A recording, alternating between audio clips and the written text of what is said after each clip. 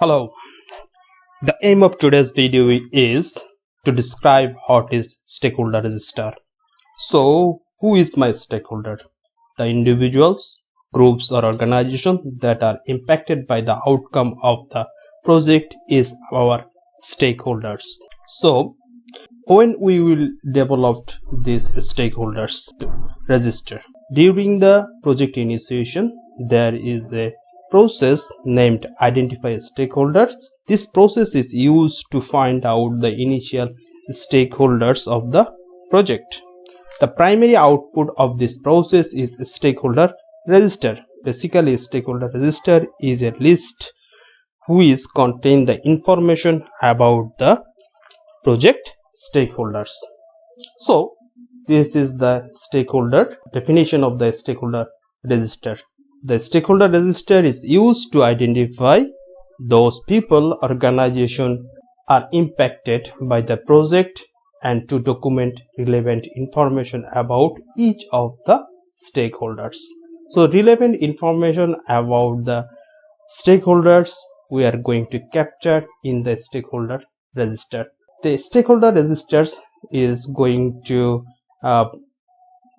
store the following information: the name of the stakeholders, the position of the stakeholder in the organization, the role of the stakeholder in the project, and the stakeholders contact information, the list of stakeholders and major requirement, the list of stakeholder expectation, classification of each stakeholders will be stored in the stakeholder register.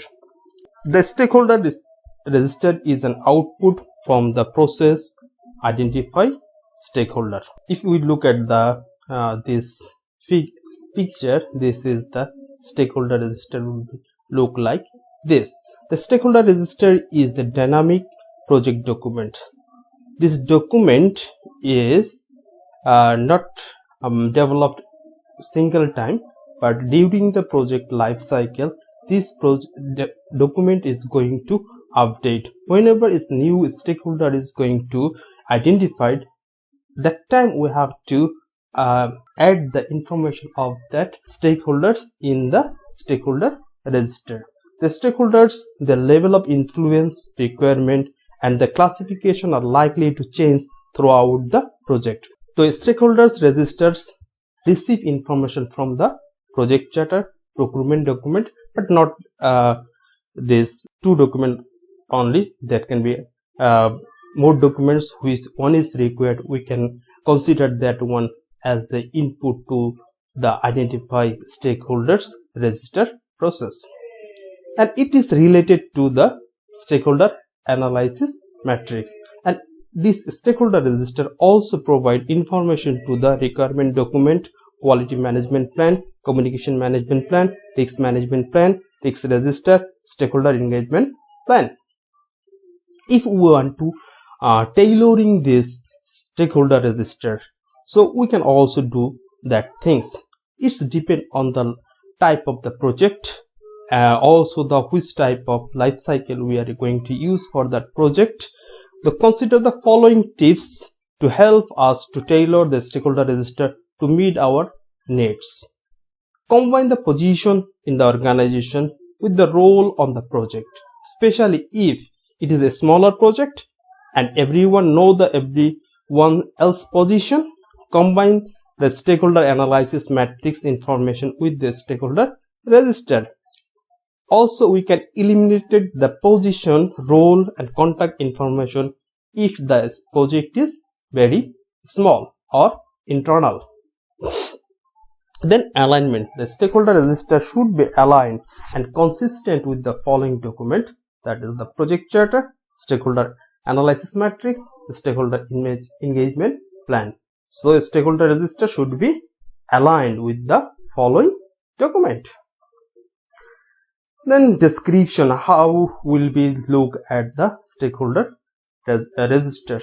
We can use the following elements in our stakeholder registers. The name, the stakeholders names. If we don't have a name, then we can substitute a position or organization unit we have more information.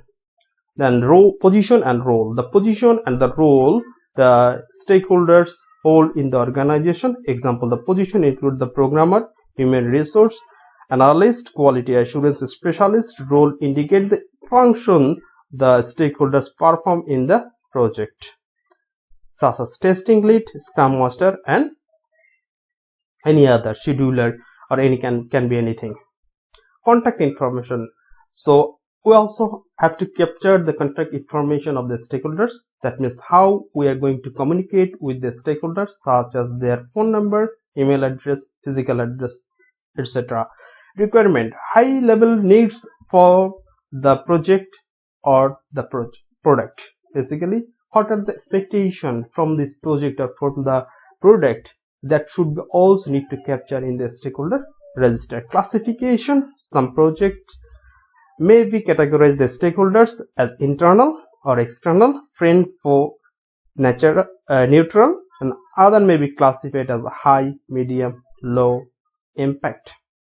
So how it's look like the stakeholder register, it will be like like a list, and that we can keep the serial number, name, position, contact information, and the requirement of the project, and the expectation and classification. Here I written one example here.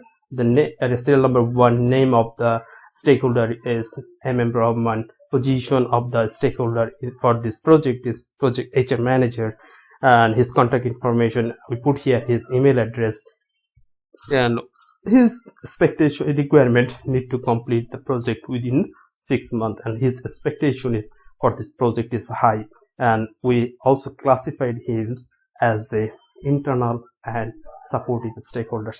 But this is not fixed. As many as you require for the project, you can add in this list. Here we use the position and role in the same column. If you want, you can make this one two separate column in the stakeholder register. It depends on you how you are going to organize this stakeholder register. Thank you. If you like my video, please subscribe our YouTube channel. Thank you again.